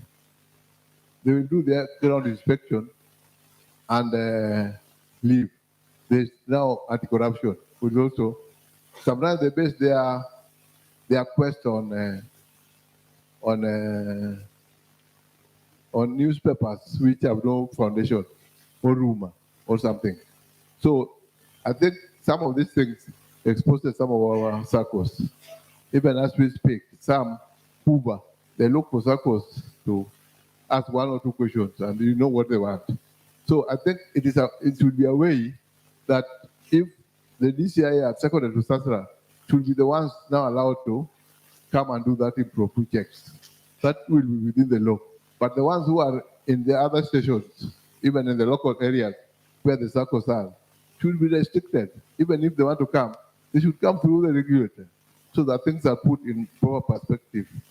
I think some of those things are the things that we need to regulate so that we are able also to have sanity. Otherwise, you will have wayward people just coming in anytime. Because actually in ordinary life they have authority, but this is not ordinary life. Thank you very much. Thank you so much, Banasungu. We can give this gentleman here so that we finish with him first. Thank you very much. SASRA team, led by the CEO, Achaki Richard from Ekopila, Chairman. I want to say, I want to comment on the issue of governance. For sure, we have come from very far. And when SASRA started, very many said that it is a monster. But we have been growing with it now. We have seen the good work SASRA have done for us. From the time of the first CEO, Sia Demba, we came to J. Mwaka. I hope the current CEO is the third CEO, if I'm not wrong. You have grown with this, Mr. CEO. You have grown with the SASRA. There was a time we said in Mombasa, minus Peter Njukuna, minus Peter Owira, and the technical team, SASRA is not stable. I believe this is the right time SASRA should be very stable because all the technicians are on board now. Plus, I was so much impressed when I saw my friend Osoro advising us. I took it very positively. I'm a teacher by profession. Normally, we say that a school is the head teacher, and the head teacher is the school. I want to revise what my friend, chairman from IG, said. For sure, when you exempt the chairman from the leadership, and this is the same chairman who is being elected by the 9 board members, and you say now, let us back him. I think whoever did the research, and because these things is based on research, must revisit it. Because someone like me, I don't have papers. I was to graduate today, but because of this meeting, I said I should not miss this meeting. I've got a new title. I graduated in absentia. CPM, that is Certified Professional Mediator.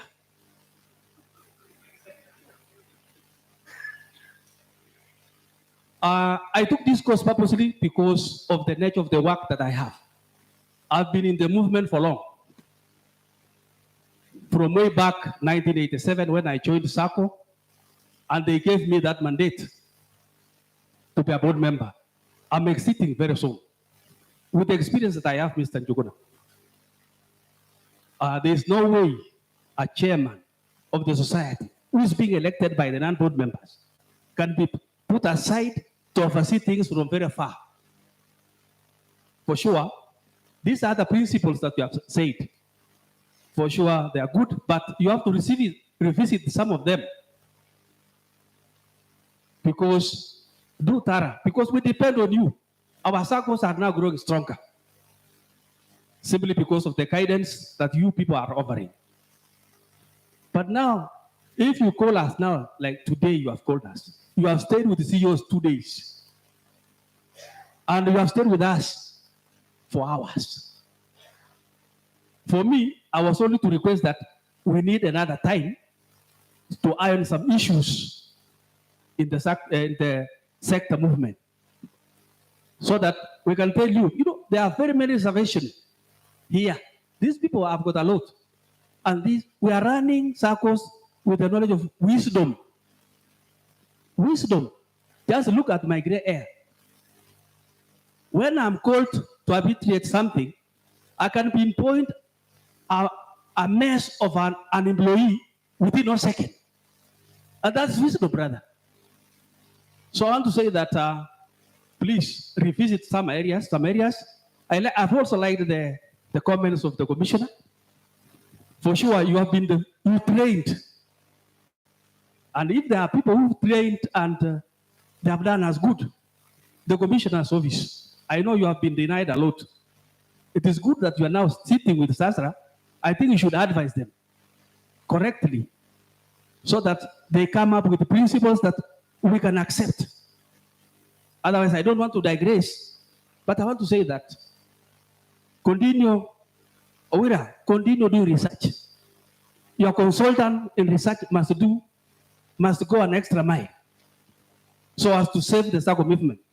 I'm happy that you are proud now, non-deposit taking Saccos on board. They were perishing. I was told 182 have joined now, plus us 175. I think the country is now gaining, and with your help, please. So I stand to support my friend and say, please, take us slowly.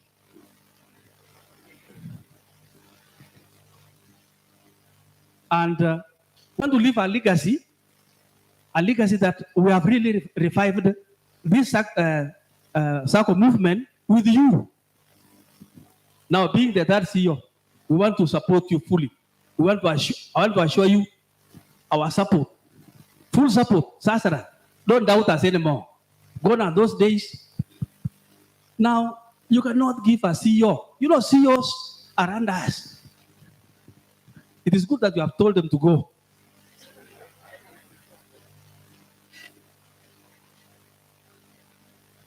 It is us who employ these people. And we know how they are. I've also liked the way that before somebody is employed, you have to check properly. Ours is votes. We depend on votes. Na kama unafanya mbaya, hakuna mtu atakuchukua. These people, they are surviving because of the good work they are doing. That is why they are being retained.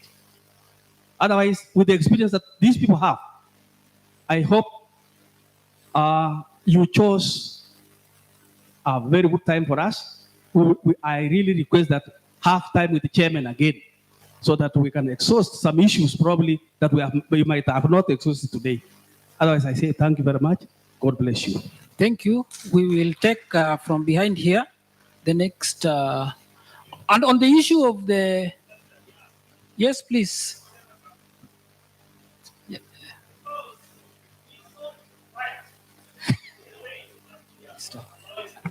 Okay, fine. It will be the next. Thank you, comrade. Thank you, cooperator. Thank you. I will not take much time. One, I'd introduced myself early in the morning, but I'll still do it. My name is Gordon. representing Magadi Sacco, Kajiado County. This is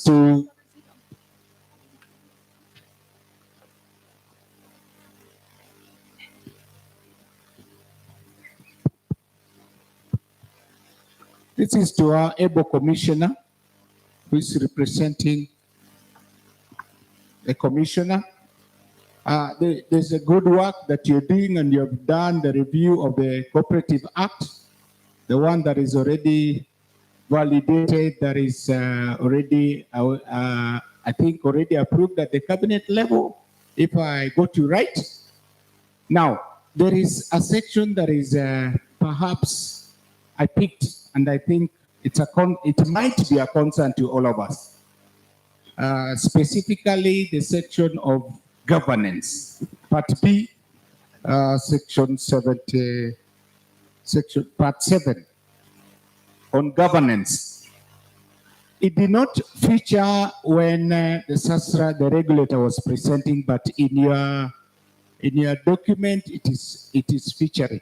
You need to confirm to us if it passed the way it was, because in Masai, those of us who went to Masai Mara, I think it also came up an issue, and it is important in this congregation, in this preliminary, if you can confirm if that was passed and it went.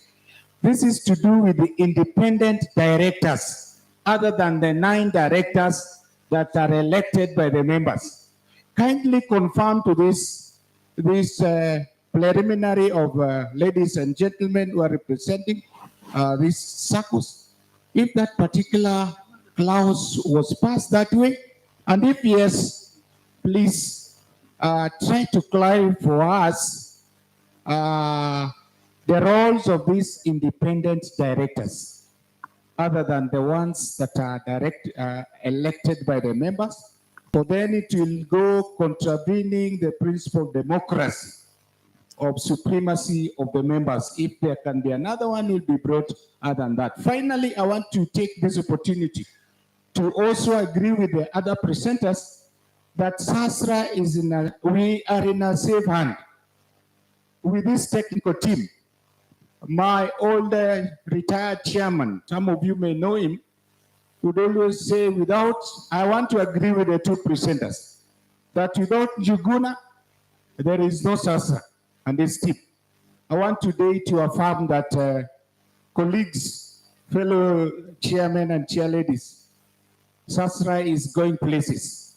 I wish that you would make a resolution and reaffirm and reassure this regulator that rather than treat them like policemen over us, they are partners in making us progress. So when you hear Njuguna and the team is coming to do inspection, let us not hide. Let us know that they are partners. They are out to help us. Thank you so much. Thank you, Chairman.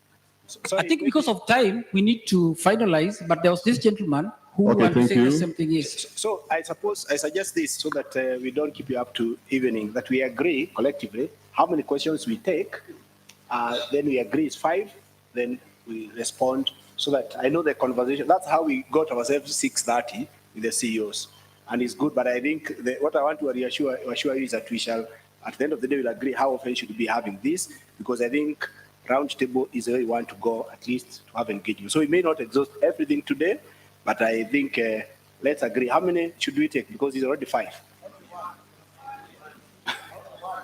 3. What? Okay. That guy was complaining.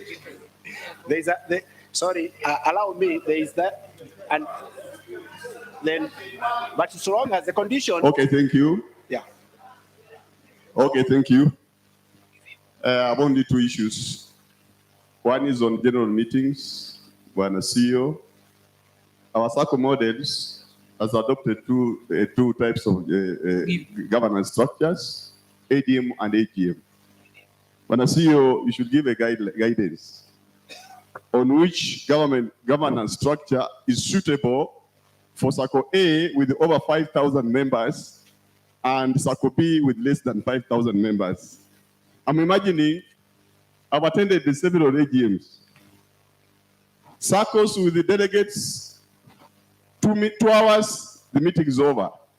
and Saccos with over 5,000 members assembling at one place to make effective decisions becomes a nightmare. So give the guidance, especially on capping, and put it in your policy so that you'll help these Saccos, these leaders to move forward.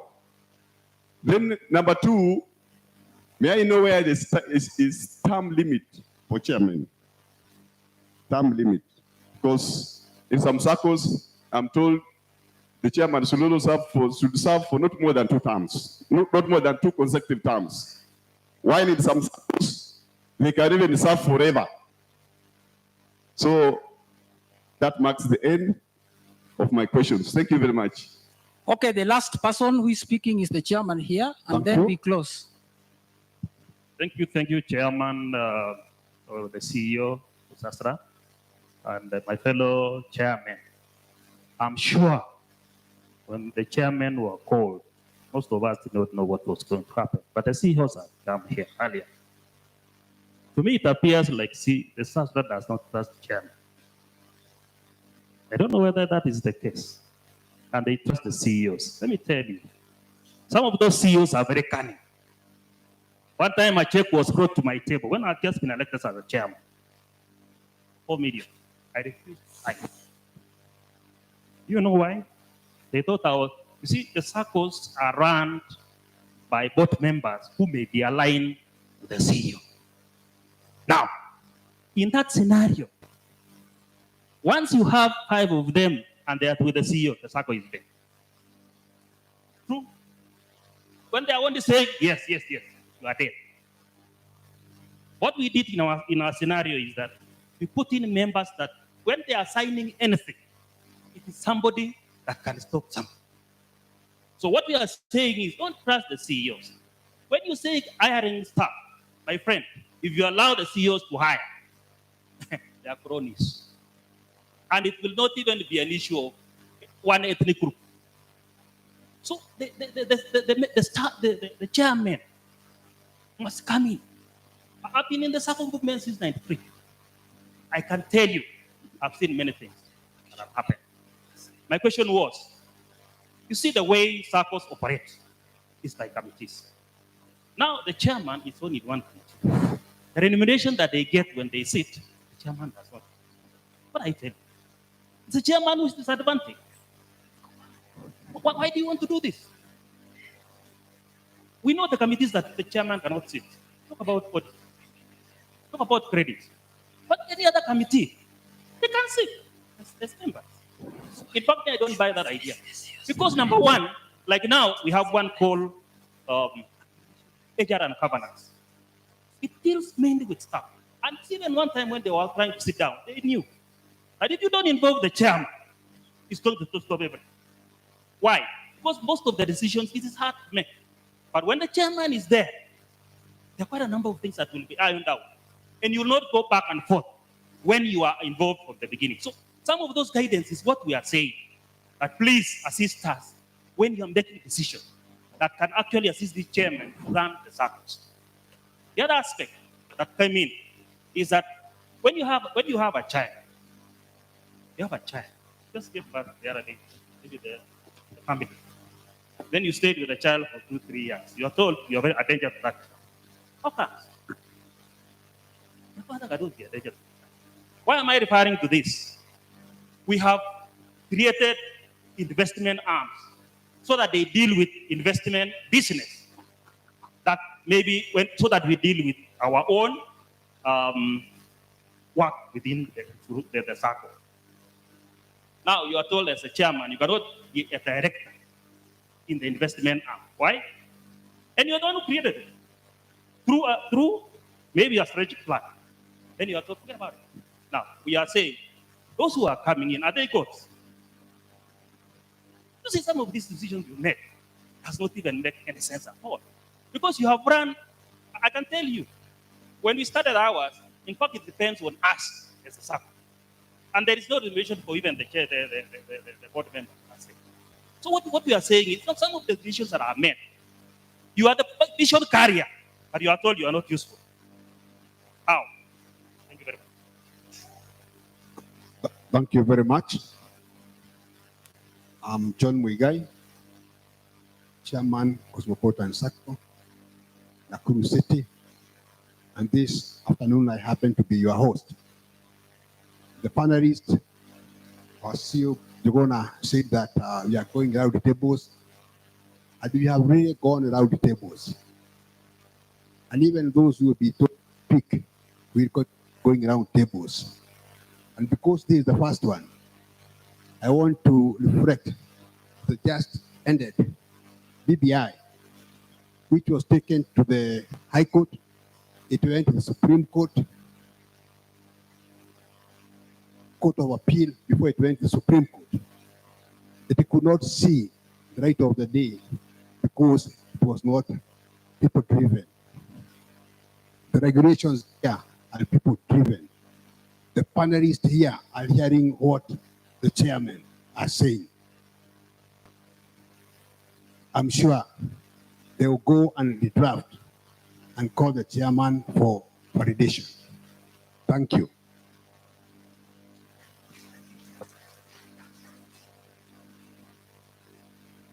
Yes, I think that is the last question. So we will hand over to the CEO to answer them, the ones which he can answer, and the ones which we can park, he will also park. But I think there was also consensus on the issue of chair sitting in the F&A. I think that one we agreed we are going to rework it and have the chair continue sitting in the F&A. I think that was also an issue. So, Bona CEO, you can pick over from there. Yeah, thank you. I do recognize that there is a question that was directed to Professor. I think it's only fair. It was directed to you that you respond. Jeremiah, could you give Professor Esther Gishero? There's a question also directed to her. Thank you very much. Yes, there was that question from one of my colleagues, and what he was asking is after the training that we offer at the University of the Sacco directors, we certify, and then we also tell them that we are going to facilitate them joining the Institute of Directors. So that is true. And during the last day of the training, we come with the forms because we have been collaborating with the Institute of Directors so that the trained directors can fill the forms. And if we have, they had given us a number, I think it's 12, then they give us some discount on the subscriptions. So that has been happening, but the member who raised the question, maybe if there is some issue, we can look at it administratively. So if anybody was promised that they are going to become members and they have not become, they can address to us, even to me, then I will take it up with the MD of the ATC. Thank you, Prof, for that. I felt it is important. I think quickly, one, I think I want to agree with the last speaker, Chair of Cosmopolitan Sacco, that indeed we've had you. That's why this meeting was important to speak to you. It was very deliberate that the CEOs are absent.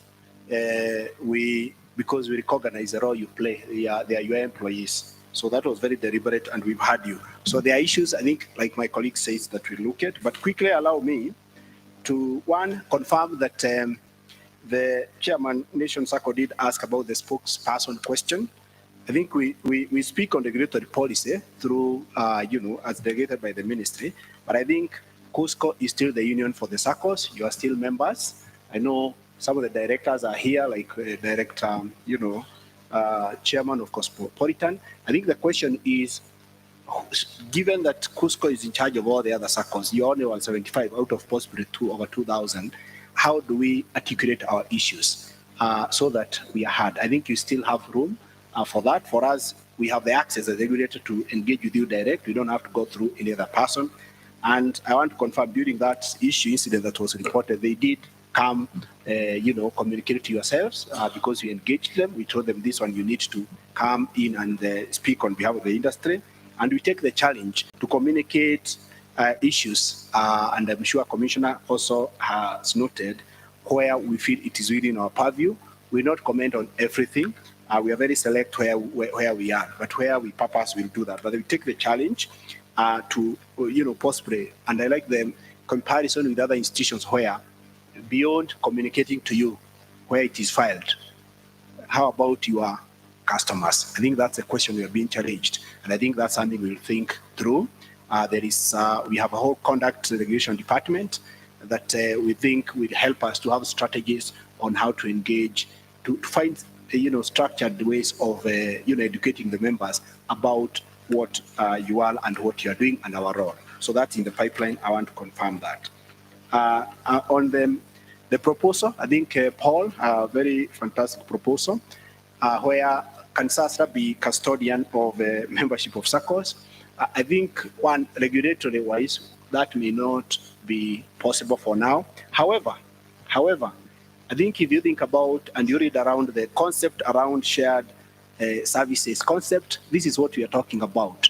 When we have a better control of our destiny, because you can imagine 50 of you are in one platform, shared platform, and at the end you are one circle, but at the back end, you can actually be able to interrogate with today's technology to actually see if a member in Sacco A goes to the other Sacco and leaves a defaulted loan.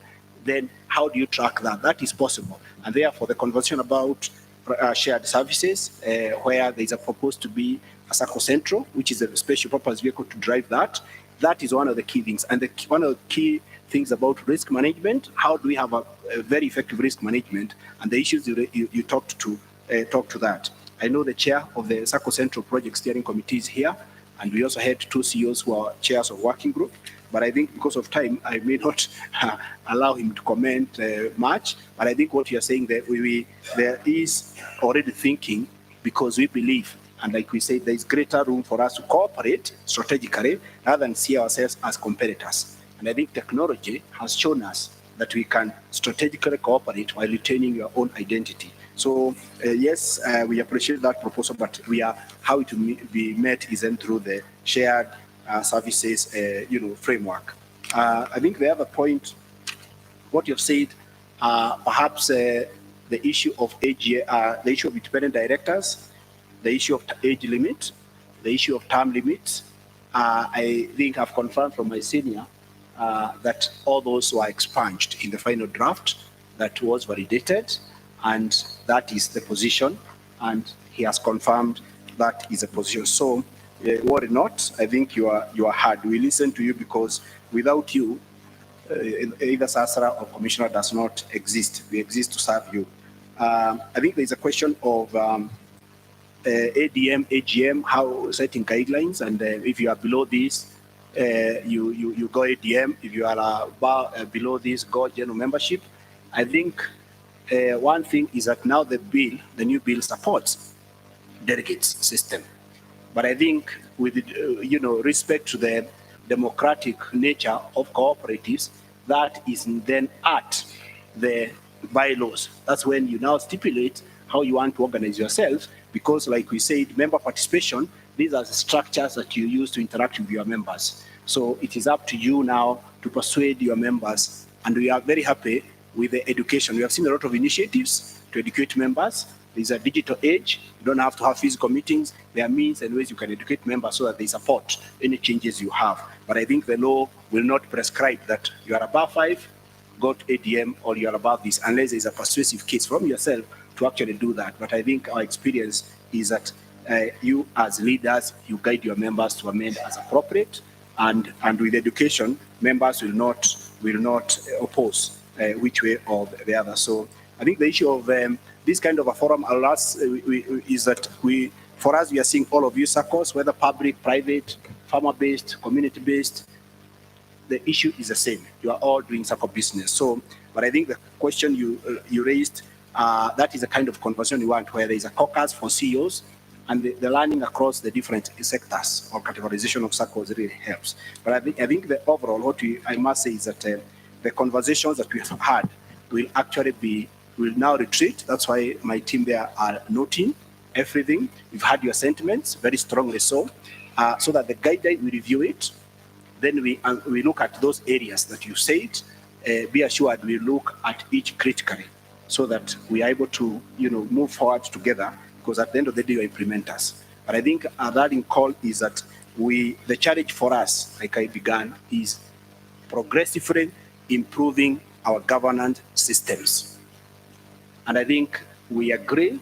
I think some of the CEOs told us the stories how it was 15 years ago.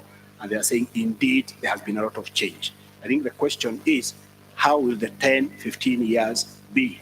Okay? And I think, and I want to underscore these chairpersons, use your goodwill, the goodwill, and the leadership trust. Your trust accounts are overflowing with credit. Most of you have been re-elected and re-elected.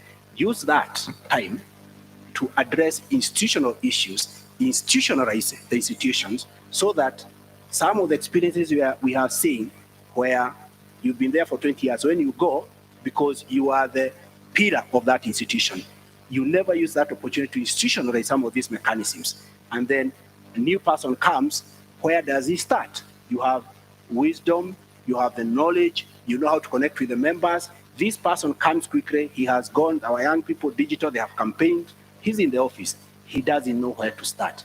So the challenge is, this governance is to institutionalize so that they are saying there is a way of doing things here. And I would urge you to use the goodwill that you are enjoying when you're in office to ask yourself, when I leave this place, what kind of institution do I want to handle? Assuming all the directors I have with me here, where we have the very good chemistry, are not there, how would I want to see this circle? Ask that question, and that way you'll see the possibilities of why we need to secure some of these issues, because from where we sit, chairpersons, there are stories we see at times you wonder what exactly happened. So some of these proposals you see them is about to say, how do we secure the future of the institution, where you're saying you institutionalize the governance framework, that it is not my wisdoms today. Yes, my wisdom will come because of operationalize that. But at the end of the day, you are saying this is how, as a Sacco, ABC Sacco, we do things, and it is documented. So my challenge is, let's document what has brought us this far.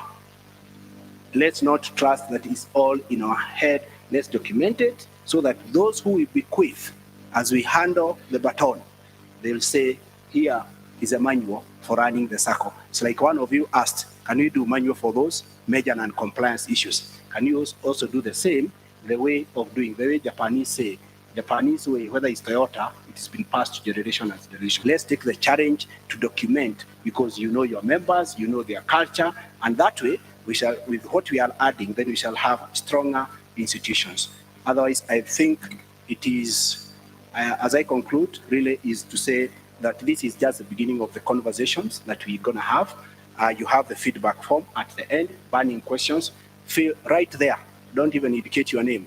Just express yourself. I will pick them so that we can incorporate all these things. We take them very seriously because we believe that when we listen to you, then we move ahead together. So that is on the feedback forms. On the frequency, I know CEO said talked of twice a year. We don't expect to engage with you twice a year. It might be too much, but I think that's a question I didn't hear how. But I think for us, we feel 1 year, engaging 1 year would be, once in a year would be useful. Maybe what we may want to consider is in the next one is maybe consider, depending on the issues you've given us, then we can allocate more time to yourselves. Today, literally, we had half a day, literally, maybe a day where we come from morning, we just discuss, give you a feedback on some of the issues, and we have the conversation. But I think roundtable is the way we want to go. So thank you very, very much. I give it back to the moderator.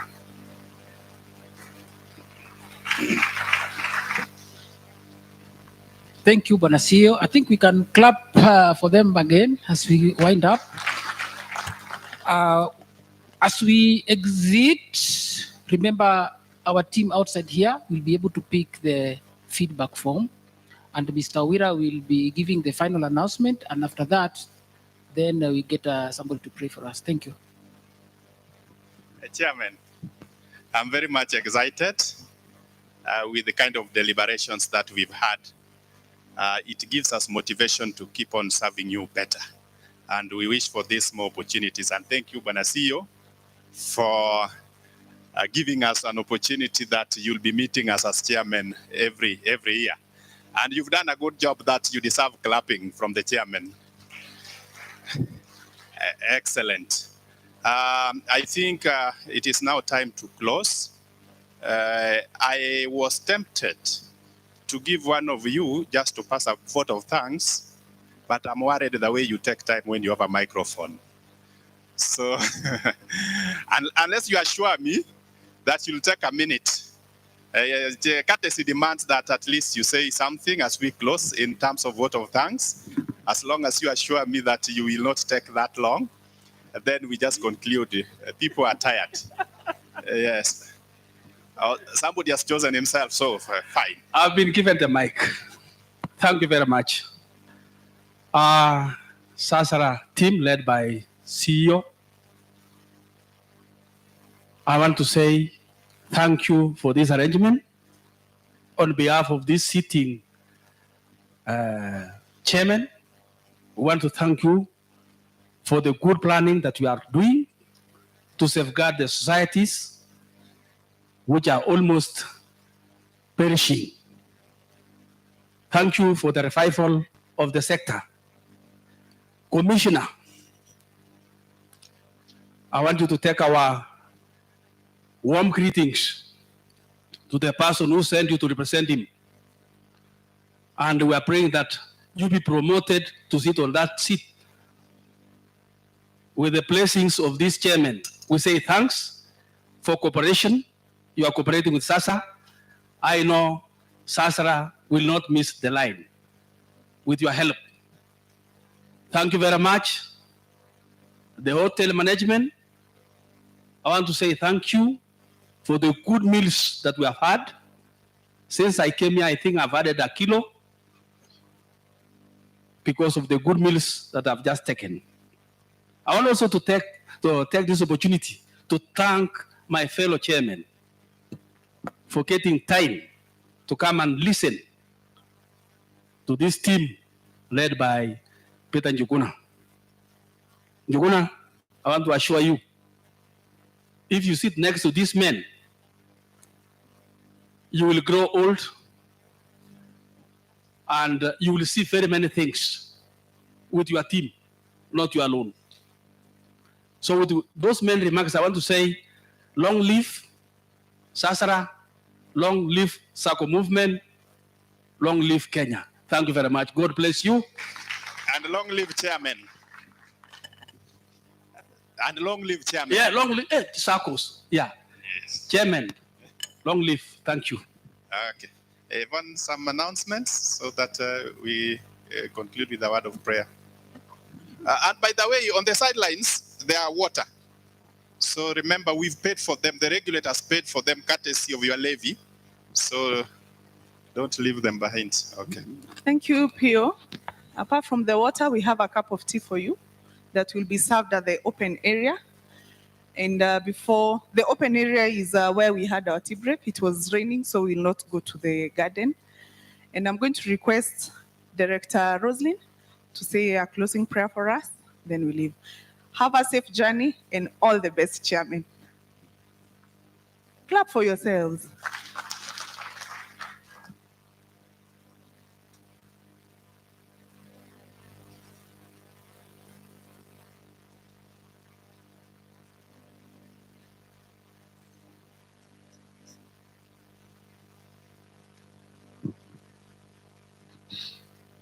Let's pray.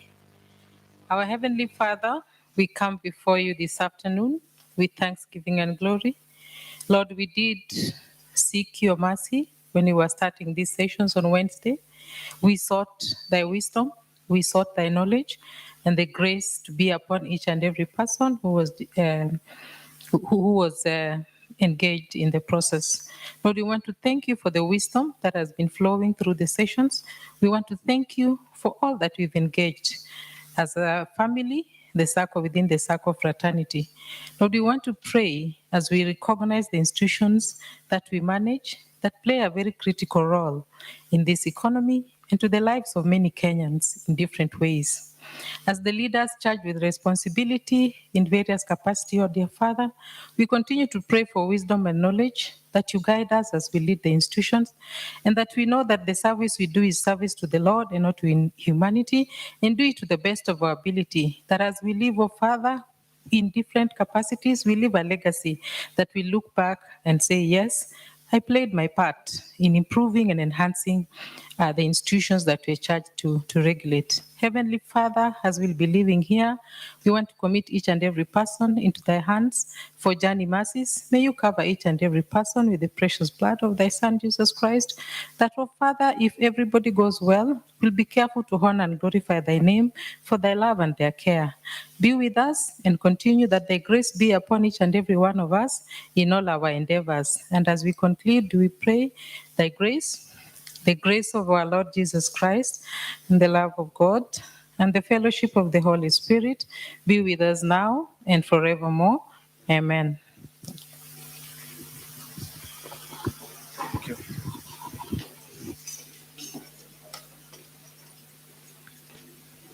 Don't forget your belongings. We have a few people who forgot their bags during lunch hour at the dining hall.